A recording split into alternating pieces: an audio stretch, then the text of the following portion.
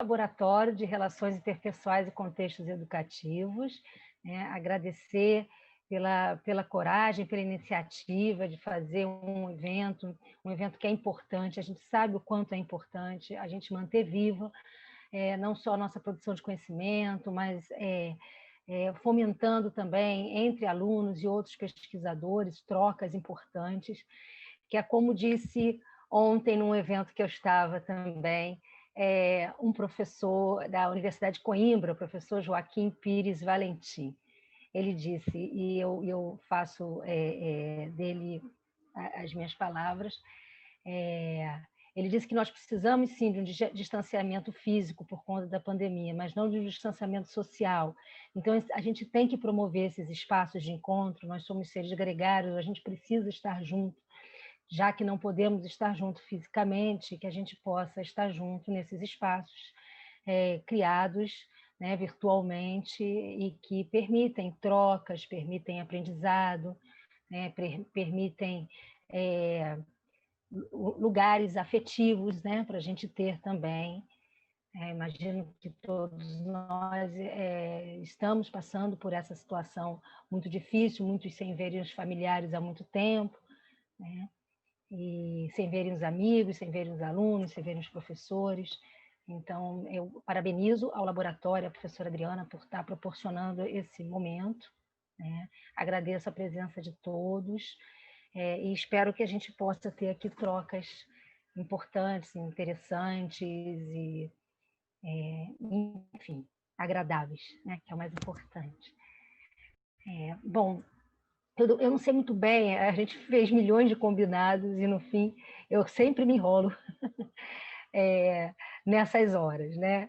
Eu acho que esse espaço virtual, todo mundo que está tendo essa experiência, seja como professor, seja como aluno, seja como pesquisador, sabe que nunca funciona exatamente no timing certo que a gente quer. Eu não sei se sou eu que vou depois partilhar a minha tela ou se o que eu já mandei vai ser partilhado, daí depois a gente... Como você quiser, você pode compartilhar você mesma ou se você quiser a gente compartilha o que você mandou. O que você prefere? Eu acho que eu vou tentar compartilhar porque a cada minuto eu fui mexendo numa coisinha, numa outra, mas eu acho que eu mandei a última das últimas coisas que eu mexi. Então, se você tiver algum problema em compartilhar, a gente pode compartilhar para você, só avisar, tá bem? Tá bem. Então, eu vou tentar aqui começar a compartilhar. Vamos ver se todo mundo vê direitinho.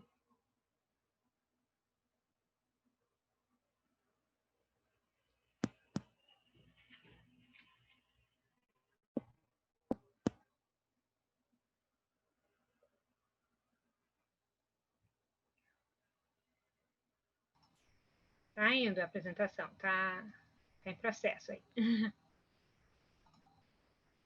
Tá chegando, né? Isso, só ampliar e tá ok. Para ampliar, No eu cálicezinho coloco aí mesmo, isso.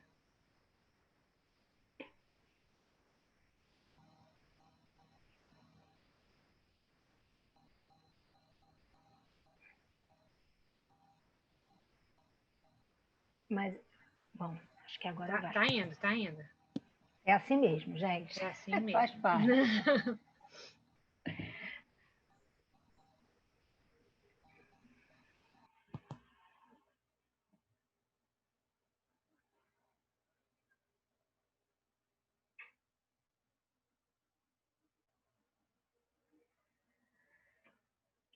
Vocês estão me ouvindo? Eu já não estou mais me vendo. Estamos te ouvindo e estamos vendo sua tela perfeitamente, já está ampliado, você pode começar o que você quiser. Tá, então tá, é porque eu que não tô me vendo, mas não tem problema. Bom, gente, eu queria começar, né, falando que eu achei o título, né, do evento muito importante, né, falar de metodologia qualitativa, de abordagem qualitativa, trazer algumas experiências. O que eu vou poder partilhar aqui com vocês é muito menos uma aula de como fazer, mas muito mais uma troca de experiência de como eu produzi 2 pesquisas utilizando 2 formas metodológicas qualitativas diferentes. Né? Então, eu já também gostaria de parabenizar pelo assunto, pela questão que vocês estão trazendo. Já vi que é uma primeira jornada, né? Então muitas virão, e eu acho que, de fato, é uma questão que é bastante importante, né? A gente vê ainda nos dias de hoje, né, no Brasil e às vezes até em outros lugares do mundo, uma certa, eu não vou dizer uma rixa, porque é uma palavra forte demais, mas um certo contraponto entre uma ideia de uma abordagem quantitativa e uma ideia de uma abordagem qualitativa. Eu acho que isso já está absolutamente ultrapassado. Eu acho que são abordagens que se complementam, né, muito mais do que são antitéticas, ainda que tenham pressupostos epistemológicos diferentes, tenham surgido por motivações diferentes, vindas de pesquisadores e teóricos diferentes, mas eu entendo elas como extremamente complementares, mas isso ainda é uma questão. E essa questão, ela muitas vezes se coloca com uma certa argumentação em torno de que a pesquisa qualitativa ela seria menos científica ou menos objetiva, né? E isso também não é verdade. Então, eu acho que desmistificar isso é extremamente importante, né, para que a gente possa fazer boas pesquisas qualitativas de forma... porque existem boas pesquisas qualitativas e boas pesquisas quantitativas, mas também existem pesquisas ruins, tanto de uma abordagem quanto de outra, né? Então, o fato da pesquisa ser boa ou não tem a ver com o fato dela ser qualitativa ou quantitativa. Então, eu acho que isso é uma questão ultrapassada, é uma questão que a gente tem que superar de todas as maneiras, né? E eu queria dizer para vocês assim, eu trabalho mais dentro dessa abordagem qualitativa, né? Trago aqui para vocês duas experiências muito específicas que eu utilizei em duas pesquisas que eu fiz, mas eu trabalho bastante com entrevistas, com grupos focais também, enfim, com outros formatos da própria abordagem qualitativa que vocês vão ter oportunidade de ver aqui na jornada, né? Eu acho muito importante a abordagem qualitativa porque ela traz o peso, ela dá um peso forte ao contexto, né? Então, a gente não consegue fazer uma boa apreensão do fenômeno que a gente está estudando sem levar em consideração o contexto e todas as complexidades que o contexto traz. Então, isso eu acho muito importante, muito complementar, às vezes, a uma pesquisa quantitativa, e tanto quanto uma quantitativa também pode ser complementar a uma qualitativa. Então, eu venho trabalhando nesses últimos anos e venho tentado me aprofundar mais dentro dessa perspectiva que a gente chama de triangulação metodológica, onde a gente usa várias abordagens e perspectivas, e às vezes até vários instrumentais de coleta, várias propostas de análise, de forma que a gente possa apreender o fenômeno em toda a sua complexidade, né? E aí eu vou trazer aqui para discutir com vocês duas experiências. A experiência de história oral de vida, que eu trabalhei na minha tese de doutorado, e uma experiência que eu fiz de acompanhamento longitudinal, que eu trabalhei com uma pesquisa sobre o fracasso escolar na educação de jovens e adultos. Vocês vão perceber que eu não vou trazer assim como eu vou dizer, um manual de como fazer. Eu vou apresentar a minha pesquisa para vocês, né? Vou falar um pouquinho do contexto onde ela se insere, por que da escolha metodológica, por que dessa específica escolha metodológica e não de outra, né? Um pouco desses sujeitos ou participantes que foram abordados nas duas propostas, né? E como que esse tipo de técnica e de análise me ajudou ou não, né? Ou também eu enfrentei alguns desafios, enfim, vou falar para vocês também desses desafios na abordagem do fenômeno, o que ficou faltando, o que eu faria diferente das próximas vezes, né? Então, a professora Adriana falou, sou professora lá da Rural, no Rio de Janeiro, também estou agora como vice-coordenadora do programa de pós-graduação da Rural e coordenadora do Laboratório de Pesquisa em Psicologia Social, LAPSO. Bom, o uso de história oral de vida. né, identificando memórias autobiográficas e sociais a partir do relato do sujeito. Né? Bom, quando eu fiz a minha tese de doutorado, a minha ideia era trabalhar especificamente com memória social, né, com as temáticas de memória social.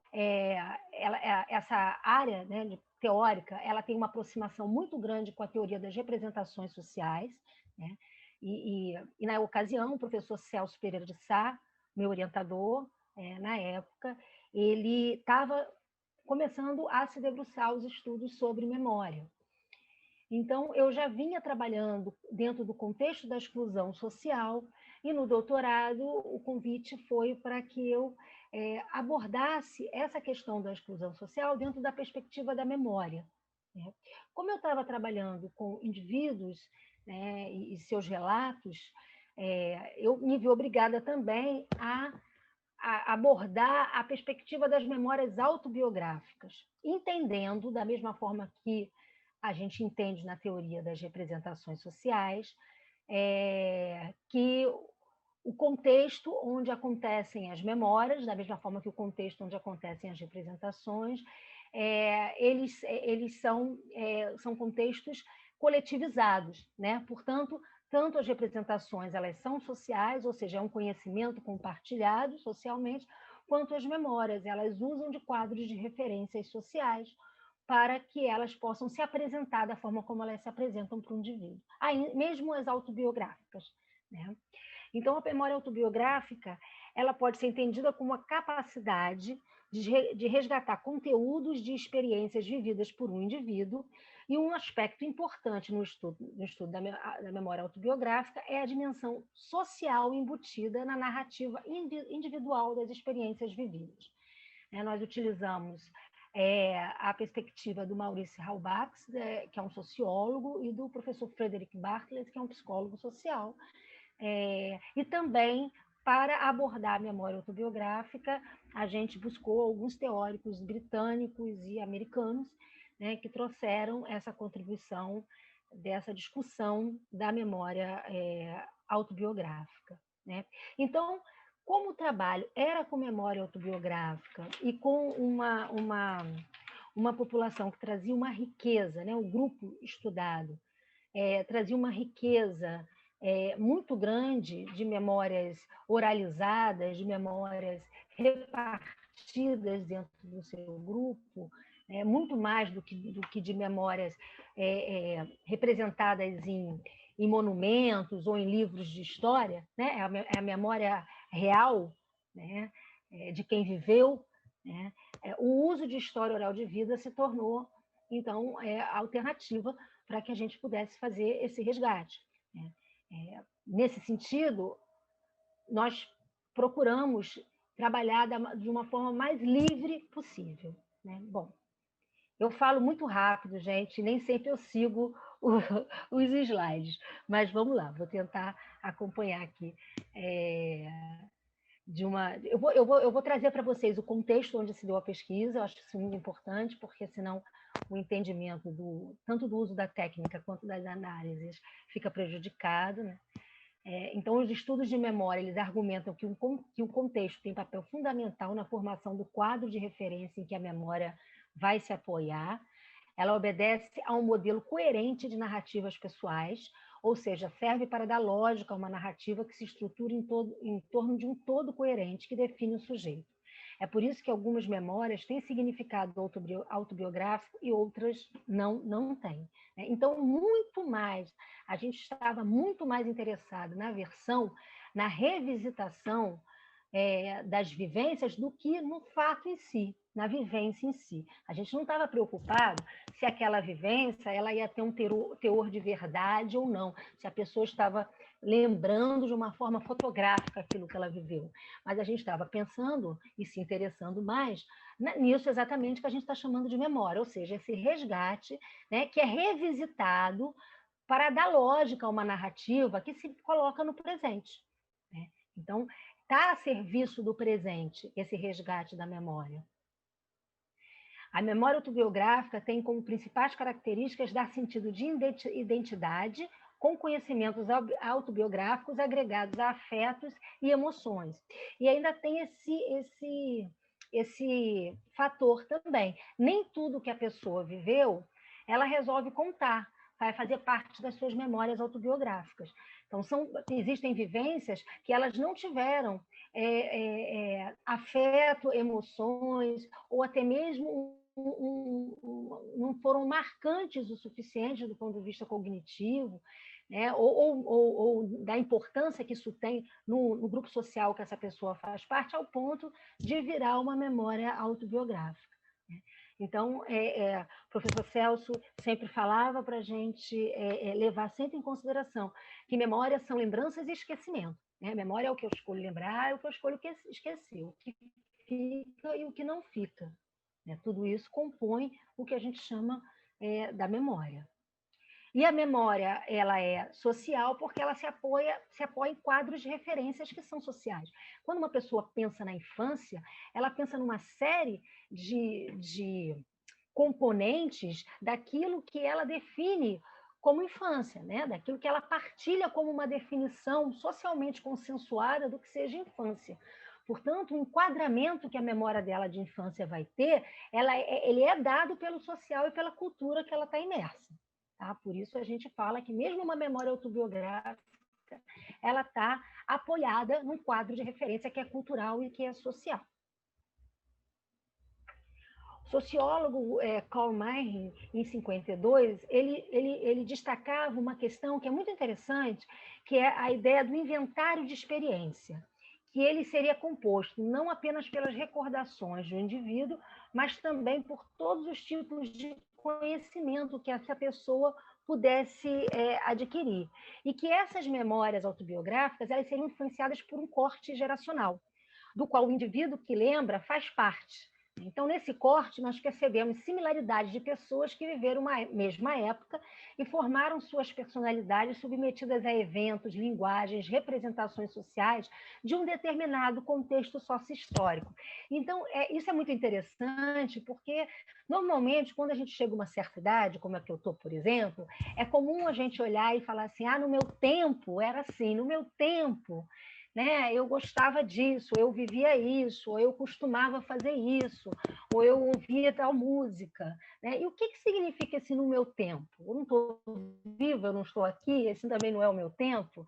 Então, o que o Karl Mayr vai falar é que existe um determinado momento, que é o de um determinado corte geracional, em que a gente situa um lugar de memória. E esse lugar de memória, ele acaba fortalecendo a formação da nossa identidade. E quando a gente, então, olha, né, para a nossa história de vida, a gente costuma ter esse espaço para falar como o meu tempo, né? Como aquele momento ali onde uma série de lugares, de pessoas, de situações, de representações sociais, de afetos, de cheiros, enfim, de uma série de vivências, eles se colocaram e ajudaram a moldar a minha autopercepção, né? A minha identidade. Uma outra questão importante que a gente também não pode fugir dentro de um estudo de memória é a importância que a gente tem que dar para a linguagem, porque é pela linguagem que a memória vai se expressar.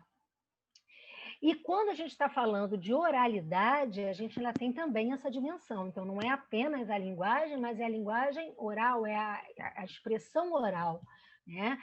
Diante de um interlocutor.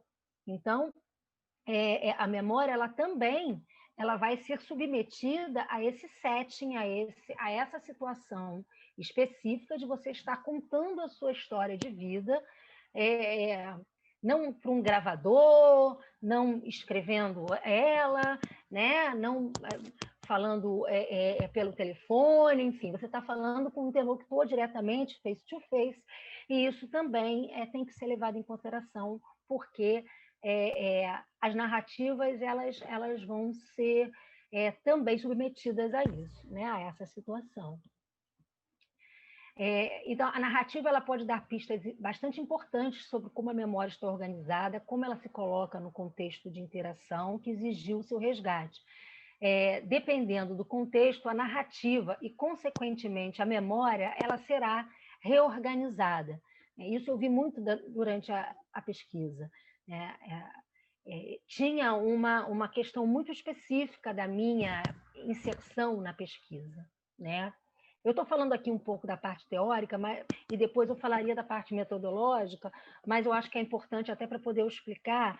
Né? A pesquisa, essa pesquisa específica que eu estou trazendo para vocês aqui, que eu trabalhei com história oral de vida, ela foi feita com dias de mães e filhas. Né? Então, foram 15 dias de mães e filhas, 30 mulheres, né? Mas elas foram entrevistadas individualmente. Né? E elas faziam parte de um projeto de uma organização não governamental que eu atuava como psicóloga nessa ocasião. Algumas delas faziam parte, não todas, né? Outras foram apresentadas por elas, enfim. Mas, de qualquer maneira, não há como não levar em consideração que elas estavam falando para mim. E eu ali tinha, né, uma implicação com aquela questão, com aquele envolvimento que elas estavam trazendo ali, com o que, se por um lado elas se sentiam com uma certa liberdade para falar sobre a vida delas para mim, por outro lado, em muitos momentos elas sentiam uma certa vergonha, uma certa timidez de alguns eventos da vida, né? De alguns momentos da vida. Então, tudo isso tem que ser levado em consideração quando a gente trabalha com história oral de vida, quando a gente está fazendo um trabalho onde essa história oral vai ser coletada via uma entrevista, né, direta. Então, a gente tem que ter muito cuidado com isso. Né? Em alguns momentos, uma pessoa neutra pode ser um facilitador, em outros momentos, é um limitador, né? É um inibidor. Então, isso é o contexto e, principalmente, as questões, né? O que você de fato quer entender, o fenômeno que você quer estudar, é que vai ajudar você a moldar isso daí. Se vai ser você que vai fazer esse momento, essa experiência, ou se você vai treinar alguém para isso, ou se você vai ter alguém que seja de dentro, né, desse grupo que você quer pesquisar, que vai te ajudar nesse levantamento. Então, essas questões elas precisam ser sempre trabalhadas respeitando o contexto. Então, as lembranças elas trazem, além dos conhecimentos autobiográficos dos acontecimentos em si, o conhecimento semântico relacionado ao ambiente social dos indivíduos. Bom, segundo o Departamento de História da Universidade de São Paulo, quando eu fui trabalhar com história oral, eu vi que a área da história é uma área que domina muito, que vem trabalhando muito com história oral, né? Aí eles classificam essas três possibilidades: a história oral de vida, onde o depoente tem total liberdade para contar sua história, não importa a verdade, sim as versões, como eu falei para vocês, e foi exatamente por aí que eu caminhei.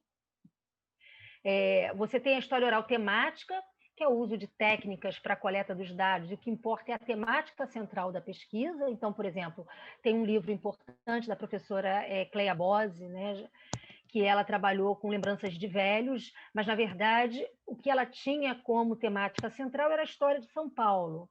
Então, ela vai resgatando, a partir da memória, das lembranças das pessoas que viveram, pessoas mais velhas, né, que viviam em São Paulo, o resgate da própria história de São Paulo. Então, era um trabalho de história oral, mas temática. E você tem a tradição oral, que é muito utilizada para conhecer as histórias de sociedades ágrafas, mas pode ser estudada a partir de material passado por gerações e gerações, né, como folclore, como algumas práticas sociais, que não estão escritas em lugar nenhum, né, e que são absolutamente oralizadas. Né? Bom, então, entrando agora na pesquisa em si, que eu fiz, o trabalho foi intitulado De Mãe para Filha, a transmissão intergeracional da exclusão social. O trabalho, eu não teria condições de trazer para vocês aqui nem um pedacinho do material bruto, porque Foi muita coisa que foi coletada, né? Foram só 30 pessoas que foram entrevistadas, 15 dias, mas um volume de material muito grande, porque foram muitas entrevistas de história oral, com muito pouca intervenção, com um roteiro muito solto, bastante solto, né? E o que tinha como um objetivo, né, da pesquisa? Né? Era conhecer a história de vida que elas relatavam, que elas contavam, a versão da história de vida delas, né, de mães e filhas. Inclusive, a gente pedia para que as mães falassem também de suas mães, né?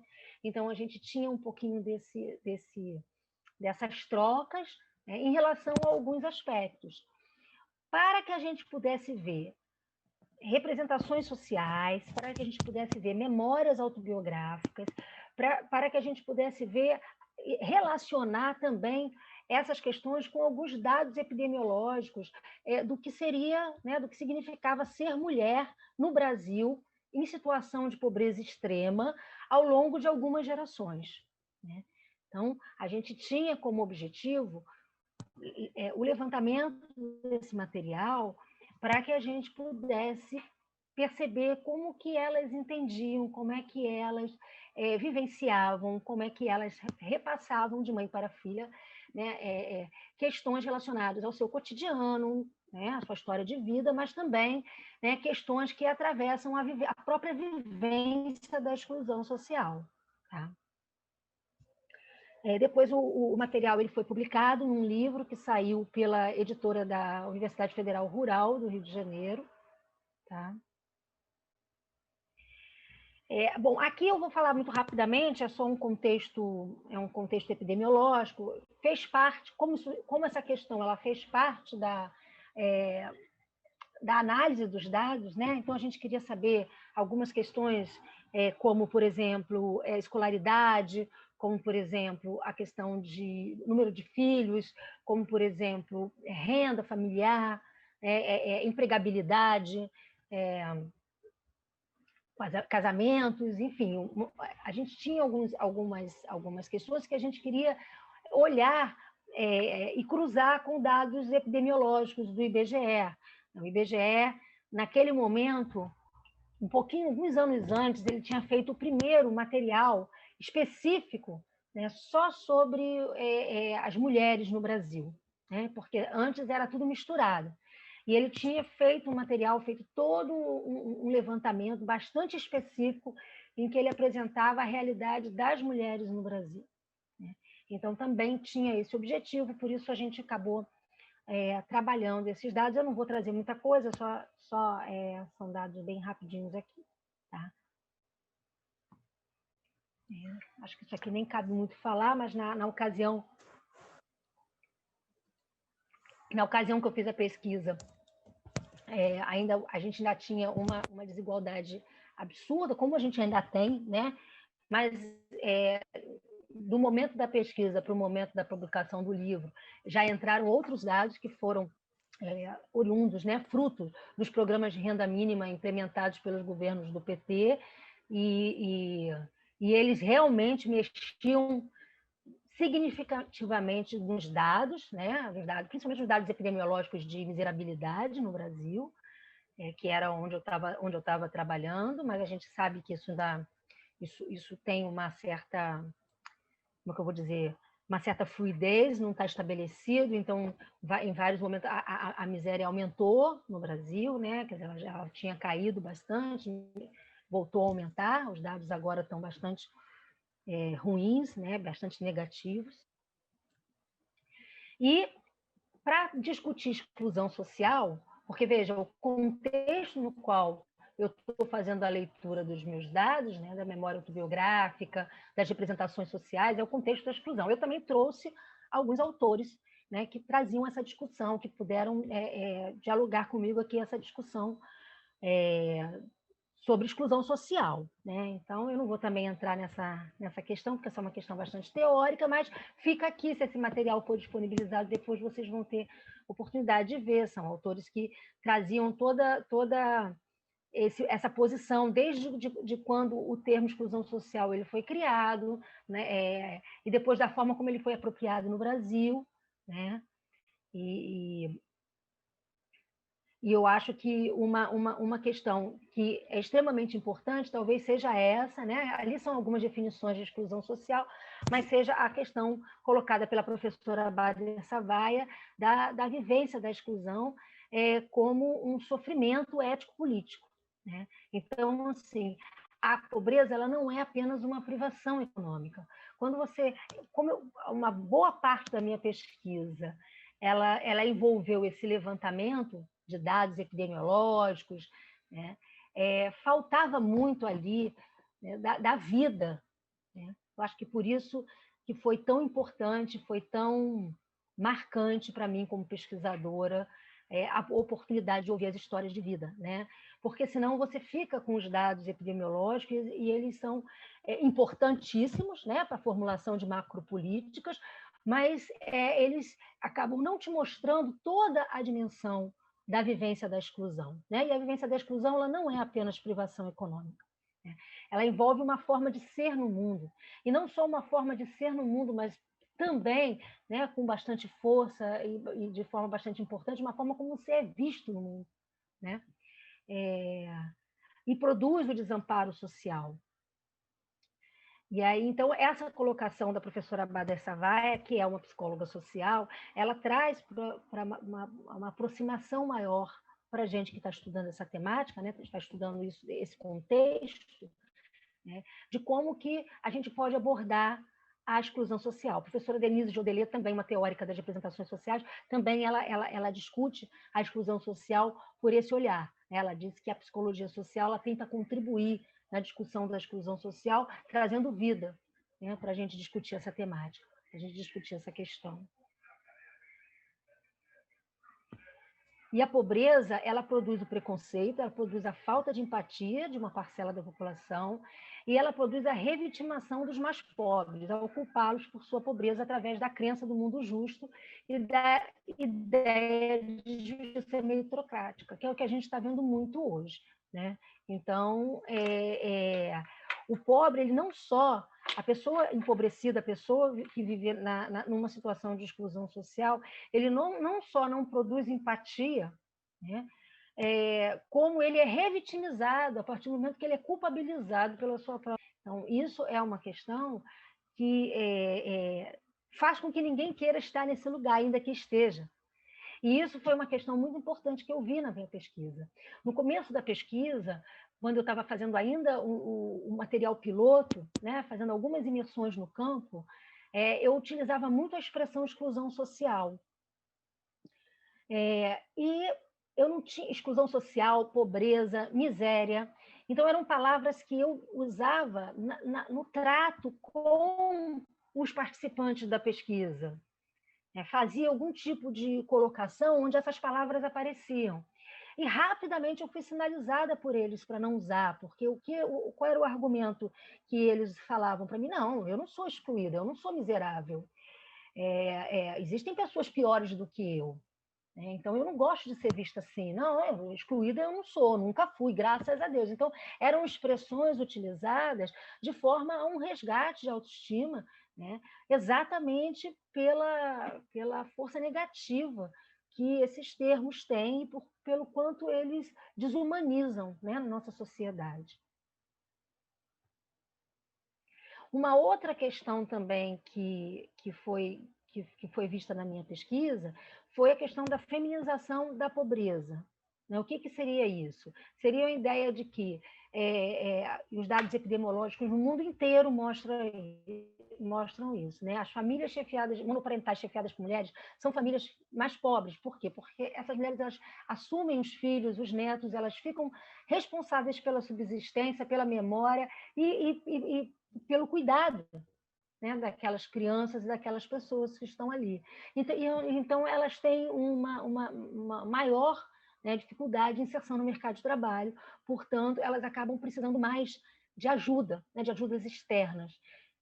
Então, esse é um conceito que foi muito utilizado, principalmente na época que estava se pensando, né, como seria a abordagem, né, de programas de renda mínima, quem seriam os representantes da família. Naquela ocasião, isso estava muito na discussão, né? E aí alguns estudos mostraram, a professora Wanda Engel, que esteve na minha banca, ela trouxe uma discussão que o Banco Mundial fazia naquela ocasião, que era a ideia de que quando os programas de renda mínima eles abordavam a mulher, o dinheiro, né, o recurso, ele chegava melhor à família do que quando era entregue ao homem da família, né?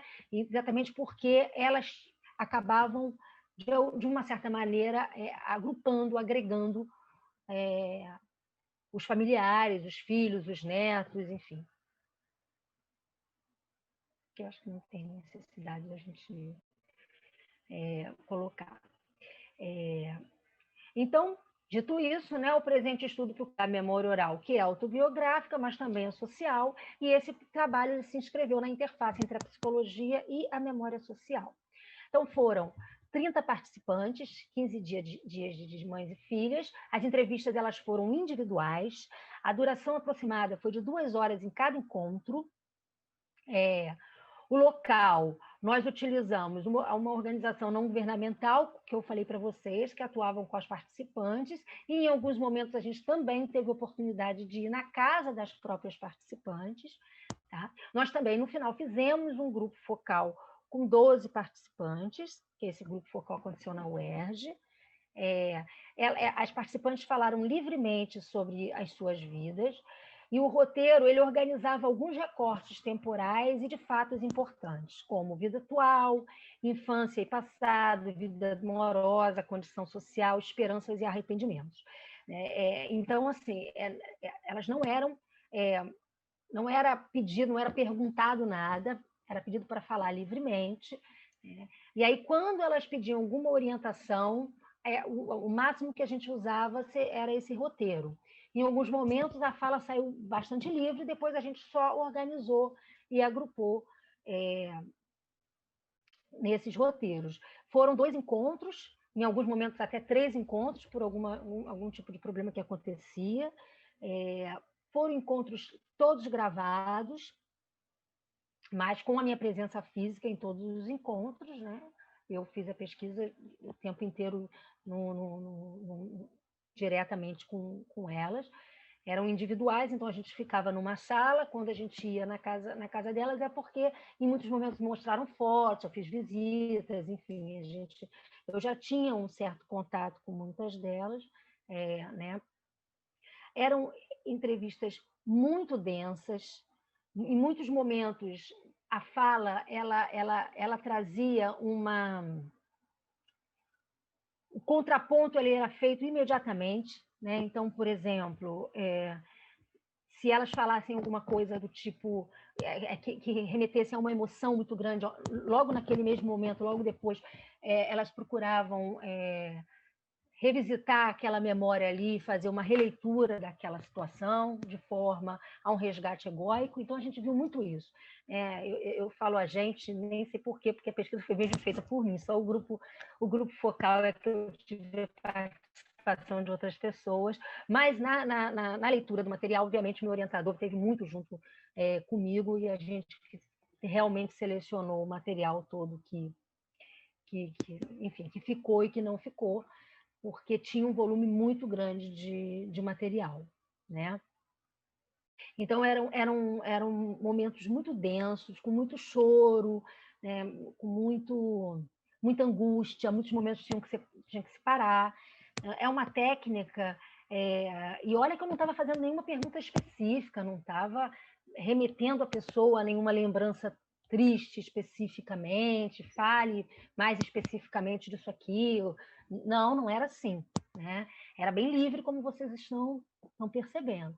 Mesmo assim, em muitos momentos tinha que parar, né? Tinha que ver se a pessoa queria continuar ou não, né? Então, não aconteceu nenhuma desistência completa da pesquisa. Aconteceu de, num momento, a gente não poder continuar e continuar num outro momento, mas não aconteceu nenhuma desistência. Uma questão que eu vi um pouquinho foi principalmente em momentos mais difíceis, em momentos em que estava alguma questão, né, em que aquela pessoa mesmo se julgava negativamente, havia uma tentativa de se desculpar e dizer, não, mas eu fiz isso, tá bom, é errado, mas não sei o que, ou eu fiz por causa disso, ou eu fiz porque eu tive motivo, ou eu fiz, enfim, uma tentativa de revisitar aquela lembrança e colocar ela menos pesada, né? Mas, como eu disse para vocês, não importava para a gente o fato em si, sim as versões, a forma como ele era revisitado, como ele era contado, né? Não teve nenhuma situação que, ao fim,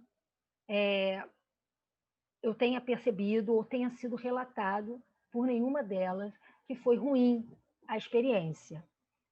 Mas eu aconselho a quem for usar essa técnica, né, a sempre ter todos os cuidados possíveis, porque a pessoa pode, sim, acabar experienciando, eu digo experienciando no fim, né, porque nos momentos da lembrança tinham alguns momentos tristes, alguns momentos felizes de risadas, mas ao final experienciando alguma questão mais negativa. Não aconteceu, eu atribuo isso talvez ao fato de que eu já tinha uma certa intimidade, uma certa relação com elas, por isso não aconteceu.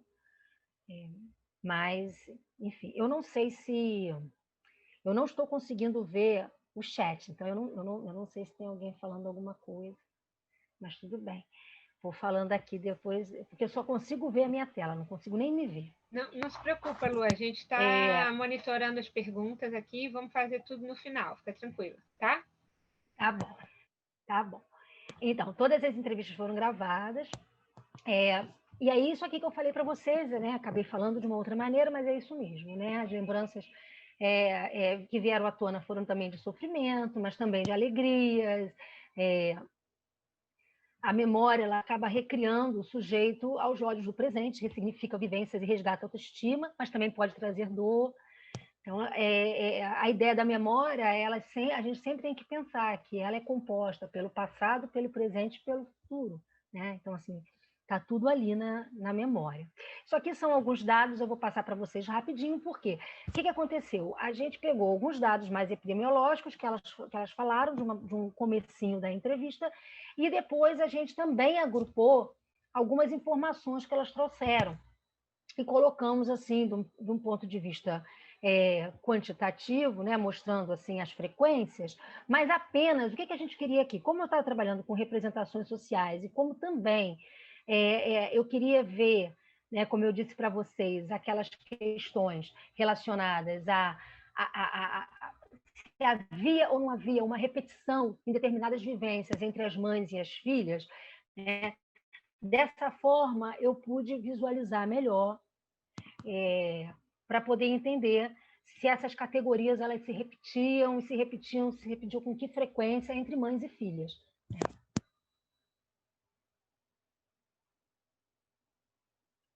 Então, aqui a questão da escolaridade, por exemplo, já foi um dado importante, a gente percebeu que há uma maior escolaridade entre as filhas, e na fala das mães, na fala das filhas, isso ficou bastante flagrante, né? Quer dizer, a gente tem, entre essa geração e essa, a gente tem um movimento muito grande de positivação da educação, né? Como lugar da criança na escola, como toda criança tem que estar na escola, como obrigatoriedade da educação, enfim.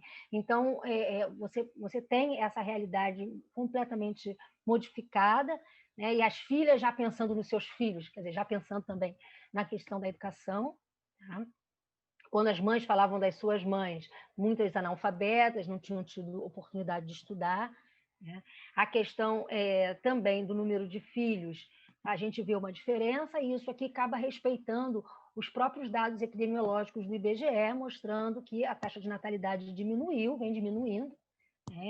Mesmo entre as famílias mais empobrecidas, e a escolaridade vem aumentando, mesmo entre as famílias mais empobrecidas. Mas um dado interessante aqui, que também chamou a atenção foi o fato de que, ainda que a gente tenha essa realidade, né, pelo menos aqui no período da pesquisa, tá, gente? A gente tem essa realidade de um aumento de escolaridade e diminuição de número de filhos, a profissão principal de todas elas era empregada doméstica, tanto das mães, quanto das mães aqui, quanto das filhas, né? Ou seja, a empregabilidade, e muitas vezes empregada doméstica ou faxineira, enfim, sem carteira assinada. Então, a gente vê que a empregabilidade ainda é uma questão, uma empregabilidade mais frágil, né? De muitos altos e baixos, uma hora empregado, uma hora não, ainda era alguma coisa que, mesmo com o aumento da escolaridade e com a diminuição do número de filhos, ainda estava se mantendo, quer dizer, ainda não tinham se quebrado, conseguido se quebrar essa situação. Tá? As lembranças boas, aqui um dado que talvez chame a atenção seja que nas filhas aparece a questão da brincadeira, aparece menos nas mães, as mães dizendo que não tem nenhuma. A gente sabe que numericamente são poucos números, mas levando em consideração que eram mães e filhas, né, a gente vê essa diferença. Tá? E aí, bom, aqui a gente vai trazendo esses dados do trabalho, da entrada na vida adulta, mas eu queria mostrar para vocês, isso aqui são dados que acabam sendo bastante representativos para quem trabalha com representações sociais, porque mostra um certo partilhamento social, né? Mas eu queria mostrar para vocês, assim, bem rapidinho, só para terminar essa parte aqui da apresentação, alguns relatos. Eu vou trazer o relato de uma mãe e vou trazer um relato de uma filha, só porque eu queria que vocês tivessem uma ideia de como que foram agrupados dentro daquelas grandes categorias a história de vida. Obviamente, eu acabei optando... Bom, aqui os nomes eles são fictícios, tá bom, gente? E, obviamente, eu acabei optando também por fazer uma transcrição não absolutamente literal, ou seja, eu não coloquei todas as interjeições, os silêncios, né, todas as observações de uma transcrição que eu poderia ter colocado do que de fato aconteceu. Eu fiz a transcrição e corrigi, né? Então, essa seria a mãe, a Emília, com 50 anos, 5 filhos, né? Todos os nomes são fictícios, e eu vou apresentar para vocês aqui a história da mãe e da Sueli, que é a filha. Tá? Ela mora com 6 pessoas, ela, o marido, 3 filhos e um neto, e ela vai contando a história dela, né? Meu esposo atualmente não está fazendo nada porque ele está doente, eu mesmo não estou trabalhando para cuidar dele, por isso, no momento, falta tudo na minha casa. Falta principalmente o dinheiro, porque sem o dinheiro a gente não faz nada. Eu quero só que vocês entendam, eu não reescrevi o que elas disseram, eu só consertei, coloquei, porque em alguns momentos aqui parava, falava uma outra expressão, usava uma outra interjeição, e existe essa técnica de transcrição também, eu não fiz, tá? Mas poderia ser feito dessa maneira também. Diversão não tem nenhuma, porque o meu movimento é só dentro de casa, quando eu não vou para o médico, nem lá fora eu vou. E a minha infância e meu passado. No tempo de infância eu gostava daqui porque o morro era mais tranquilo, não é como agora, não tinha muito barraco, não tinha esse negócio de tráfico de drogas, não tinha tumulto de polícia. Depois de eu ter perdido meu filho, eu não gosto mais de morar aqui, só moro porque eu preciso. Isso foi uma coisa que apareceu recorrentemente na história das mães, né? A questão da violência e a perda de filhos para a violência. Né? Na minha infância não tinha luz, minha mãe usava luz de lamparina. Com toda a luta, eles conseguiram botar luz na comunidade. Outra coisa que também mudou foi o negócio da água. Eu cansei de pegar balde, porque aqui ninguém tinha água encanada. Eu morava, quando criança, com a minha mãe e irmãos. Meus pais eram analfabetos, meu pai era pedreiro, minha mãe era dona de casa. Depois que meu pai se separou da minha mãe, ela ficou comigo e meus irmãos. Minha mãe sofreu muito. A gente viveu nas vacas secas, porque um dia tinha para comer, outro não tinha. Também há um atravessamento muito do universo feminino na vida delas. Elas sempre falam muito da mãe, muito da avó, como as mantenedoras, né, desses laços familiares, da memória da família e também da subsistência. Eu não tive infância, porque eu trabalho desde os meus 9 anos. Naquela época era diferente, não tinha lei de que jovem e adolescente tem que estudar e não pode trabalhar, por isso eu não estudei. Também um relato que era bastante similar a outras mães, né, daqui do grupo de mães. Uma outra questão também que aparece tanto nas mães quanto nas filhas é uma percepção de que a adultez ela chega não pela idade, mas pelas vivências mais endurecidas, mais sacrificadas. Então, tanto as mães quanto as filhas usam muito esse tipo de argumentação, né? Que ficaram adultas ou que tiveram que ganhar responsabilidade em idades muito tenras ainda, ainda no meio da adolescência ou no começo da adolescência, por conta dos sacrifícios da maternidade em alguns momentos, ou de violências sofridas, enfim. Então, isso também é algo que a gente via intergeracionalmente e também nos grupos delas. Eu não acho que minha infância foi boa, porque minha mãe me batia muito, eu não entendia nem por que eu apanhava, não sei se ela era revoltada da vida que tinha, ela não dava sorte com o marido, tinha uma penca de filhos, então ela batia por nada. De um lado foi ruim, mas de outro lado foi bom, porque minha mãe me ensinou a cuidar de uma criança, de uma casa, a fazer comida direita, a trazer uma casa limpa. Eu aprendi tudo isso debaixo de pancada, não foi com carinho, era com bolacha mesmo. Mas como ela dizia, pé de galinha não mata pinto. A mãe, quando bate, sabe onde está batendo. Então, isso aqui é um exemplo, por exemplo, que eu falei para vocês, como que vem uma lembrança ruim, mas vem uma lembrança agregada também positiva, né? Quer dizer, a minha mãe me batia, me fazia sofrer, mas também foi uma mãe que me ensinou, que me cuidou, né? Então, era esse movimento da memória, eu vi muito acontecer nos relatos, né? Eu fui ensinada a não mexer nas coisas dos outros, eu ensino isso para meus filhos. Do pai eu tenho poucas lembranças, isso também apareceu bastante. Minha mãe teve muito filho, não se cuidou, morreu fraca, não tinha uma alimentação adequada, não tinha um resguardo sossegado, era sempre confronto, briga. Quando eu casei, eu dei uma parada no trabalho, tive que voltar a trabalhar quando eu tive a minha filha, Sueli, porque meu marido não tinha dinheiro disponível, mal ele ganhava para comer. E aí eu vou pulando algumas coisas, porque senão não vai dar tempo de eu falar absolutamente tudo que eu trouxe, né? A vida amorosa, ela traz... Minha vida atualmente não anda muito bem, não porque meu esposo... Não anda muito bem, não porque meu esposo está doente. Nunca tive outros companheiros. Eu sofri muito com ele, porque ele era um ébrio, bebia muito, era violento. Por isso eu entendo o que minha mãe passou. Mas depois que a gente aceitou Jesus, melhorou. Já são 33 anos de casado. Uma vida. Condição social. Eu não acho minha vida um sacrilégio. Se eu parar e olhar para trás, tem gente pior. Eu só gostaria que minha vida fosse melhor. Meu sonho é sair daqui, mas infelizmente a gente não tem um dinheiro no banco, uma solução. Se eu tivesse, minha vida seria menos embaraçosa.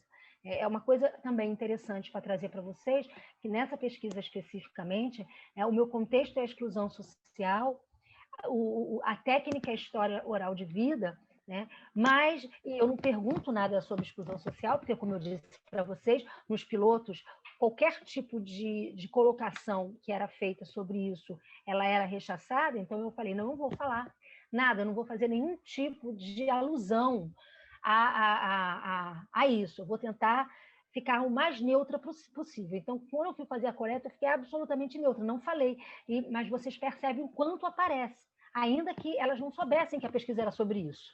Né? Elas sabiam que a pesquisa, que eu estava fazendo uma pesquisa de memórias e de história, mas eu não falei que eu estava estudando a exclusão social delas, até porque, como eu disse para vocês, isso tinha sido um problema. Então, elas não sabiam que eu estava querendo saber a situação de pobreza que elas viveram. No entanto, como que essa situação ela permeou toda a história de vida.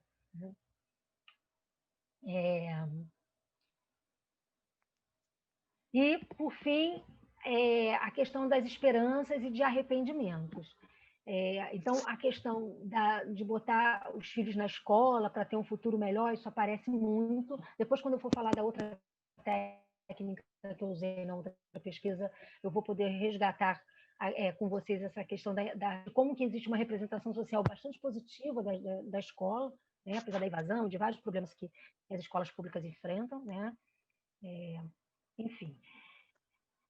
E aí, eu acho que já terminou aqui minha hora, mas rapidinho, só para poder eu fazer um contraponto aqui vocês a fala da Sueli, né, que tem 19 anos, a mãe dela falou que ela tinha 18, mas na ocasião, na hora da entrevista, ela mesma disse que já tinha 19 anos, ela tem já um filho de 4 anos, né? Então ela é muito nova, né, mas já teve um primeiro filho bastante jovem, ela já tinha terminado o 2º grau,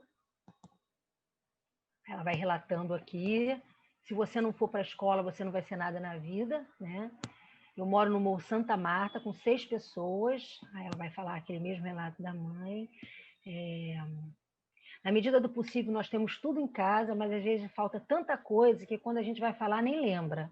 Eu acho que no momento não falta muito, não, só a nossa alimentação que não está muito legal. Hoje em dia, diversão mesmo é quando eu estou com meu filho, porque eu me divirto muito com ele, é o único ser nessa face da terra que qualquer hora que eu estou chorando, ele consegue enxugar minhas lágrimas. E aí eu queria só mostrar para vocês uma coisinha que ela vai falar aqui, é que ao mesmo tempo que ela diz isso do filho, ela também diz que ela não queria ter tido o filho, porque por mais que ela o ame, ela acha que perdeu a oportunidade por ele, por ter um filho tão jovem, né? Então, isso mostra aquilo que eu falei para vocês, né? De como as lembranças, as memórias, esse revisitar, esse olhar para a sua vida, ele traz esses contrapontos. Ela relata que na infância dela era bom porque ela não tinha que se preocupar, né? Mas a gente só vê isso quando a gente cresce e toma responsabilidade. Acho que deixei de ser criança quando tive meu filho, porque eu tive mais responsabilidade. A mãe também fala a mesma coisa, quando ela deixa de ser criança e vira adulto, e isso é um relato recorrente, que também a gente encontra aqui.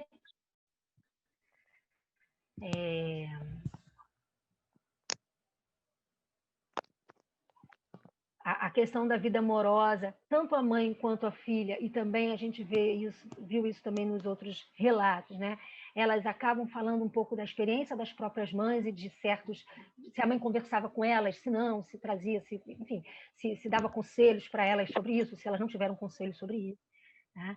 Deixa eu ver, eu acho que eu queria trazer um exemplo para vocês, né, de como ficou organizado, de como ficou arrumadinho a questão da história de vida, porque eu acho que só falando como eu fiz não daria essa dimensão para vocês.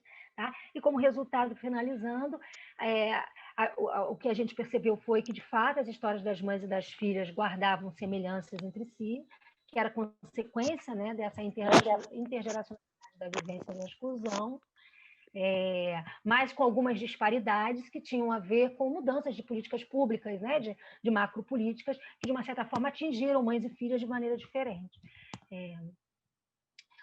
Transformações importantes, por exemplo, com noções do que é ser mulher, leis que protegem as crianças e o adolescente, valorização da escola, própria vulgarização de informações sobre psicologia, pedagogia, como criar um filho, né? Isso já foram coisas que foram modificadas, né, de uma geração para outra. E apesar da gente encontrar, né, diferenças entre as realidades vividas pelas mães e pelas filhas, as semelhanças e a repetição são as marcas fortes e podem, inclusive, contaminar o futuro que se descortina para as novas gerações. Então, de uma certa maneira, essa transmissão intergeracional é o que Cristóvão Buarque chamava de uma certa inércia social, né, que fazia com que, de geração em geração, pais e filhos, mães e filhas reproduzissem as suas vivências, né? O mundo vai mudando e essas vivências, para quem está numa situação de completa exclusão social, ela acaba não se modificando, né? Algumas questões não vão se modificando. Então é isso, gente.